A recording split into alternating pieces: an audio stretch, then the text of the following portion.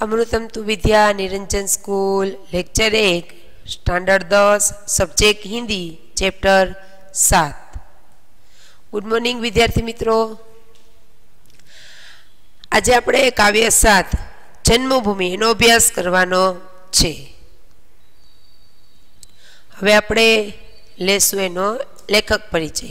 આપણે પહેલા લેખક પરિચયનો અભ્યાસ કરીશું। સૌપ્રથમ एना काव्यना कवि छे सुमित्रानंदन पंत। जन्म सन 1900, निधन सन 1987।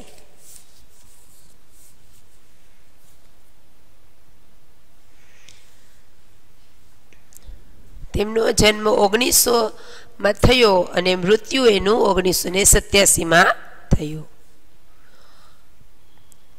प्रकृति के सुकुमार कवि सुमित्रानंदन पंत का जन्म उत्तराखंड के अल्मोड़ा जिले के कोसानी गांव में हुआ था। प्रकृति ना सुकुमार सुमित्रानंदन पंत नो जन्म उत्तराखंड ना अल्मोड़ा जिला ना कोसानी गाम में थयो हतो।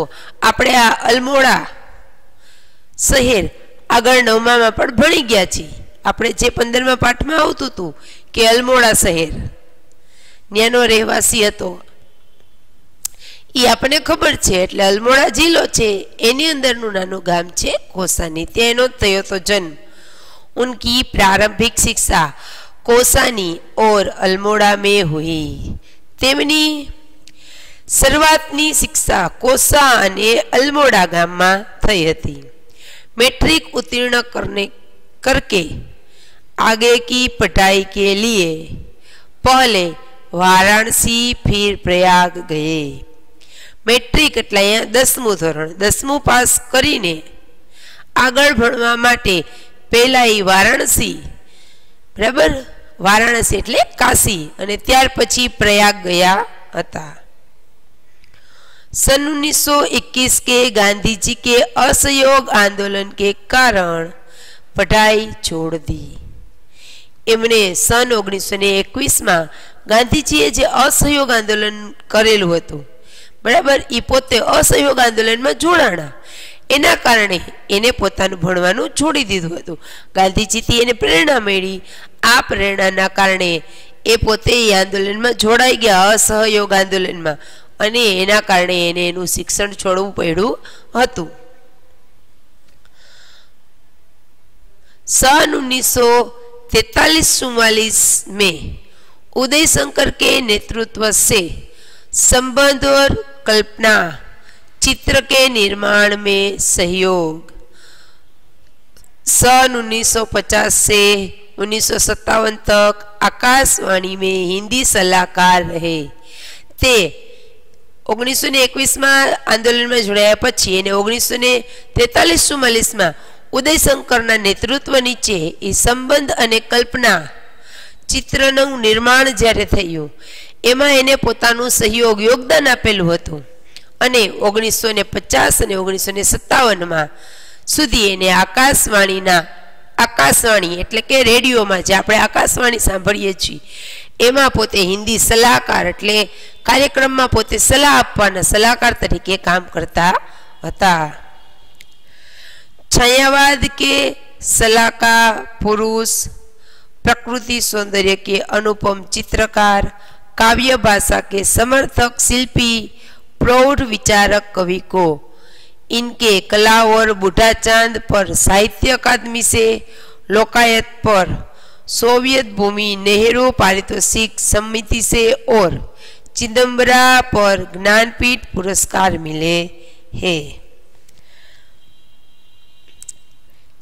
छायावाद के सकाल पुरुष, प्रकृति सौंदर्यना अनुपम चित्रकार, काव्य भाषाना समर्थक शिल्पी, प्रौढ़ विचारक कवि पोते प्रौढ़ विचारक अने कवि शिल्पी शिल्पकार एमना माटे कला अने बूढ़ा चांद पर साहित्य अकादमी मांथी एने एवोर्ड मळेलो छे अने लोकायत माटे सोवियत भूमि नेहरू पारितोषिक समिति मांथी एमने एवोर्ड मळेलो छे।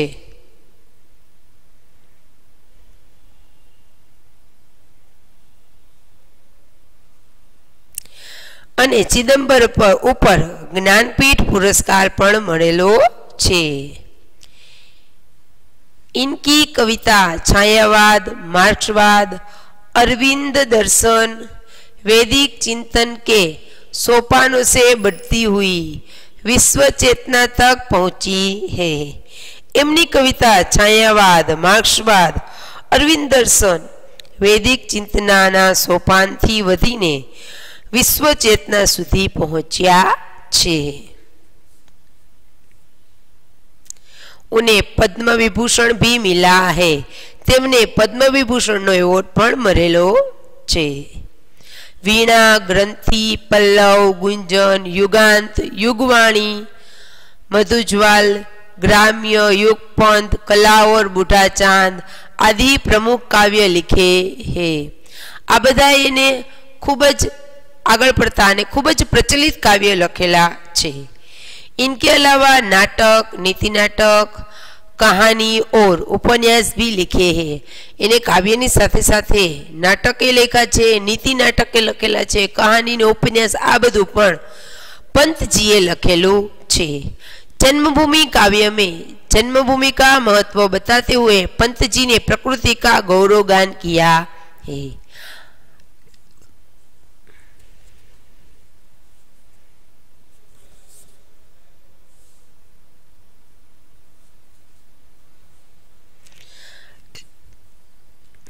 जन्मभूमि काव्य में कविए जन्मभूमि महत्वता बतावता पंतजीए प्रकृति एटले कुदरती सौंदर्यनु गौरव खूब ज करेलू छे. आपणा देश में जे कुदरती संपत्तिओ छे, जे आपणो खूब सुंदर इतिहास छे, एनु पण अहींया वर्णन करेलू छे. भारत का वैभवशाली इतिहास, प्रकृति, महापुरुषों का वर्णन किया है. इन्हें भारतनो वैभवशाली इतिहास, भारतनी प्रकृति अने भारतना महापुरुषों खूब सारी रीते वर्णन करेलू छे. हमारे नारी रत्नों की बात बताते हुए पंत जी ने वसुदेव कुटुंबकम की भावना साकार की है. अपनी नारी रत्नों अपना देशनी नारीओ केवी छे एनी महानता बतावता एनी महानतानी वातचीत करता वातचीतनी साथे एने आपणे आखी पृथ्वीए एक कुटुंबनी जेम आखा विश्वना बधा देशो एक कुटुंबनी जेम रहे एवी भावना साकार करवानुं पण अहींया कह्युं छे. आ तो आपणो काव्य परिचय. हवे काव्य परिचय पूरो थयो એટલે હવે આપણે કવિતા તરફ આગળ વધીશું.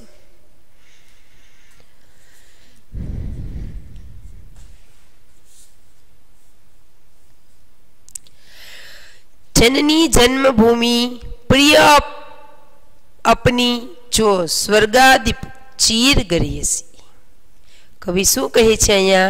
कवि अपनी जन्मभूमिनी महानताना गुणगान गाता कहे छे कि अपनी जन्मभूमि भारत में स्वर्ग थी पण वधारे श्रेष्ठ छे.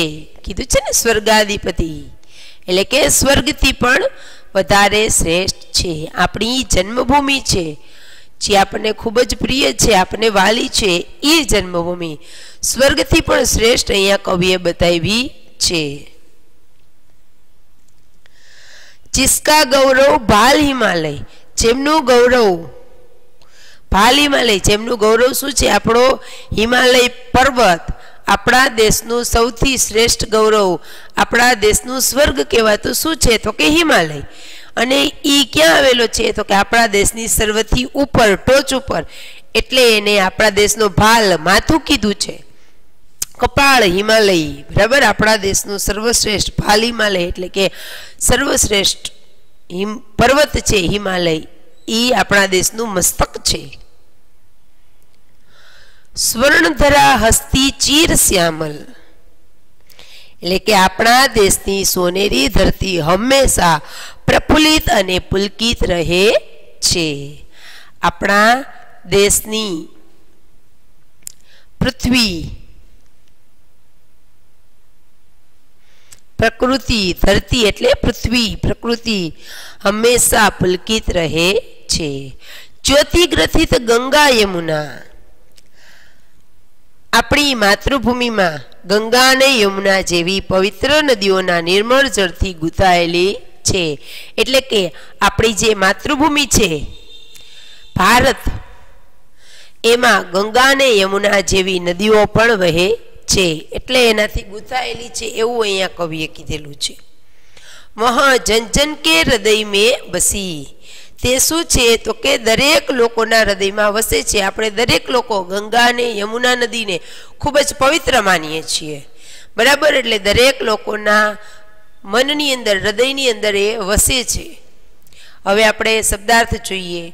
જનની એટલે માતા, जन्मभूमि એટલે वह स्थान जहाँ हमारा जन्म हुआ है, स्वर्गादि એટલે स्वर्ग से भी अधिक, चीर એટલે बहुत, ગરીયસી એટલે શ્રેષ્ઠ, ગૌરવ એટલે મહત્વ, ભાલ એટલે મસ્તક, ધરા એટલે પૃથ્વી, શ્યામલ એટલે સાવલા, ज्योतित ग्रथी એટલે ज्योति से गुथा हुआ, बसी એટલે बहुत प्रिय होने के कारण ध्यान में बसी रहना.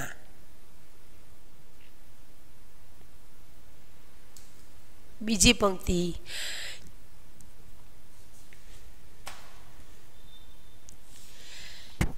जिसे राम लक्ष्मण और सीता बना गए पदधूली पुनीता.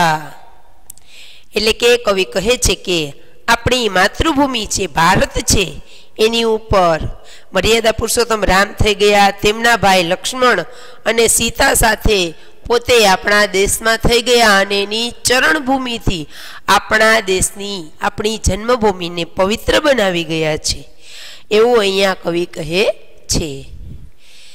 जिसे राम लक्ष्मण और सीता बना गए पदधूली पुनीता, એટલે કે રામ, લક્ષ્મણ અને સીતા, રામ છે એ પોતે મર્યાદા પુરુષોત્તમ હતા, લક્ષ્મણ એના ભાઈ એની સાથે રહેતા અને એના પત્ની, આ ત્રણેય જ્યારે વન વિચરણ કર્યું ત્યારે આપણા આખા દેશમાં ફરેલા છે. એટલે કે છે કે તે છે એની પગ ધૂળીથી, એના પગની ચરણથી આપણો દેશ પાવન કરી ગયા છે. જहाँ कृष्ण ने गाई गीता बजा अमर प्राणों में वंशी, ज्यां आ जन्मभूमि पर भगवान श्री कृष्ण पोतानी मोरली धून थी प्रत्येक मनुष्यना हृदय पर पोतानी अमिट छाप छोड़ी दीधी छे. बजा अमर प्राणों में वंशी એટલે કે અહીંયા કૃષ્ણ ભગવાને પોતે જે મોરલી વાંસળી વગાડી છે એની છાપ ભગવાને દરેક લોકોના મનની અંદર છોડેલી છે અને તેમણે ભગવદ ગીતા જેવા અમર કાવ્યની રચના કરી લોકોને જ્ઞાનનો ઉપદેશ આપ્યો છે. કૃષ્ણ ભગવાને અર્જુનને આખી ગીતા કહેલી છે, એનાથી ભારતના નહીં વિશ્વના પણ દરેક દેશને જ્ઞાનનો બોધ થયો છે. હવે શબ્દાર્થ. પદધૂલી એટલે પેરોકી ધૂલ, पुनीता એટલે पवित्र, गीता એટલે भगवद गीता, अमर એટલે जिसका कभी अंत न हो, बंसी એટલે मुरली.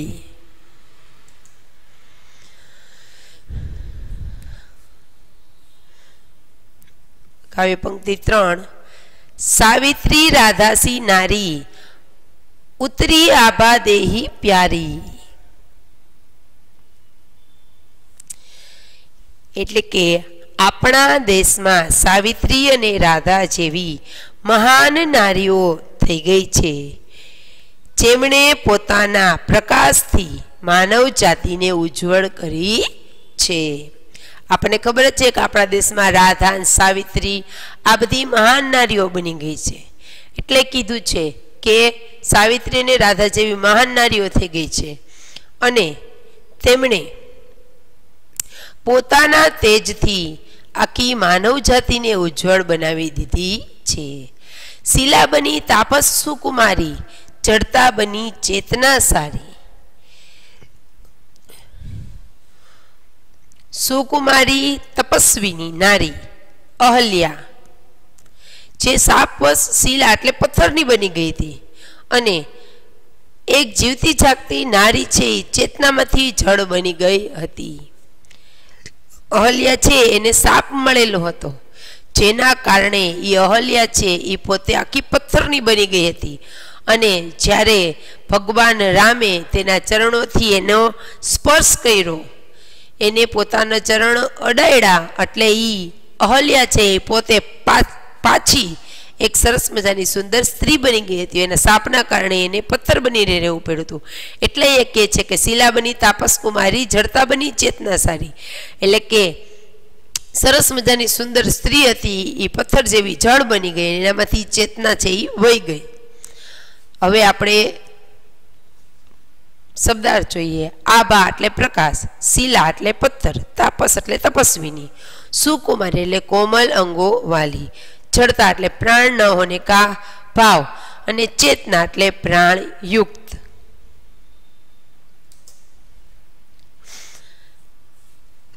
काव्य पंक्ति चौथी. शांति निकेतन जहां तपोवन, ध्यानावस्थी हो ऋषि मुनिगण. अपना देश में शांति निकेतन नामनु तपोवन छे, ज्यां ध्यान मग्न थईने ऋषि मुनिओ तपस्या करे छे. अपना देश में शांति निकेतन नामनु वन छे अने अहींया ऋषि मुनिओ छे पोते ध्यान मग्न थईने तपस्या करे छे वर्षों सुधी. चिद नभ में करते थे विचरण जहां सत्य की किरणें बरसी. એટલે કે જ્યાં આકાશમાં પોતે ઋષિ મુનિઓ ધ્યાનમગ્ન થઈને આખા નભમાં વિચરણ કરે છે અને આપણો દેશ છે સત્યના પ્રકાશથી અલૌકિક છે. એટલે કે અહીં સત્યની ખૂબ જ મહિમા ગવાય છે. જ્યાં પવિત્ર નારીઓ હોય, જ્યાં ઋષિમુનિઓ તપ કરતા હોય, જ્યાં રામ લક્ષ્મણ ને સીતા જેવા મનુષ્ય અવતરિત ભગવાનના અવતારિત મનુષ્ય થઈ ગયા હોય, ત્યાં સત્યનો ખૂબ જ મહિમા ગવાય જ. એ સ્વાભાવિક છે. એટલે કીધું છે કે અહીંયા જહાં સત્ય કી કિરણે બરસી, એટલે કે અહીંયા સત્યનો ખૂબ જ મહિમા ગવાય છે. શબ્દાર્થ. તપોવન એટલે તપસ્યા કરને કા વન, ध्यानावस्थित એટલે ध्यान में लगा हुआ, मुनिगण એટલે मुनियों का समूह, ऋषि मुनियों नो समूह, चिद એટલે चैतन्य ने ज्ञान.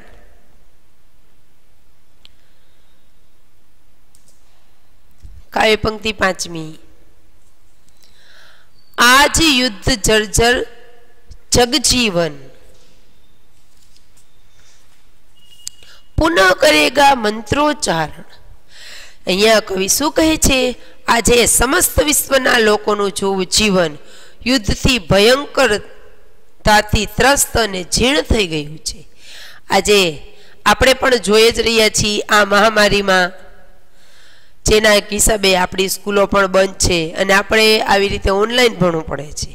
એટલે અહીંયા પણ કવિ એવો જ ઉલ્લેખ કરે છે કે જે સમસ્ત વિશ્વના લોકો યુદ્ધની ભયંકરતાથી ત્રસ્ત અને જીર્ણ થઈ ગયા છે. આપણે તેને ફરીથી મંત્રો ઉચ્ચારણ કરીને તે સમસ્ત માનવ જાતિને યુદ્ધથી મુક્તિ આપવા માટેનું ઉચ્ચારણ કરવું જોઈએ. એટલે કે આપણે દરેક લોકોને વિશ્વાસ આપવાનો, ફરીથી એવા મંત્રોચ્ચારણ કરવાનું કે જેના કારણે દરેક લોકો છે આ યુદ્ધમાંથી બહાર નીકળે, એવું અહીંયા કવિ કહે છે. वह वसुदेव बना कुटुंबकम, उसके मुख पर ज्योति नवलसी. એટલે અહીંયા કવિ શું કહે છે કે પૃથ્વી ઉપર રહેનાર સૌ લોકો એકબીજા સાથે હળી મળીને એક વિશ્વ પરિવારની ભાવનાથી પ્રચારક બને અને તેના મુખ ઉપર ચમક રહે. દરેક લોકો વિશ્વના એક ભાઈબંધુ છે એવી ભાવના પોતાની અંદર કેળવી અને હળી મળીને પોતાની અંદરથી એક હસી ચમક લઈ આવી અને આખા વિશ્વના લોકો જીવે. જનની જન્મભૂમિ પ્રિય અપની, જો સ્વર્ગાદીપ ચીર ગરીસી. કવિ કહે છે કે આપણી પ્રિય જન્મભૂમિ સ્વર્ગથી પણ વધારે શ્રેષ્ઠ છે. એ આપણે બધા પણ સ્વીકારીએ છીએ કે આપણી જન્મભૂમિ છે એ સ્વર્ગથી પણ શ્રેષ્ઠ છે. ભારત દેશ દરેક દેશમાં સર્વશ્રેષ્ઠ આપણો દેશ છે એવું કહેવામાં આવ્યું છે. હવે આપણે શબ્દાર્થ જોઈએ. युद्ध जर्जर એટલે युद्ध से कमजोर, मंत्रोच्चारण એટલે मंत्रों का उच्चारण करना, नवल એટલે नवीन नहीं, वसुदेव એટલે पृथ्वी की तरह, कुटुंबकम એટલે परिवार અને જ્યોતિ એટલે પ્રકાશ. અહીંયા આપણું કાવ્ય પૂરું થાય છે. अस्तु।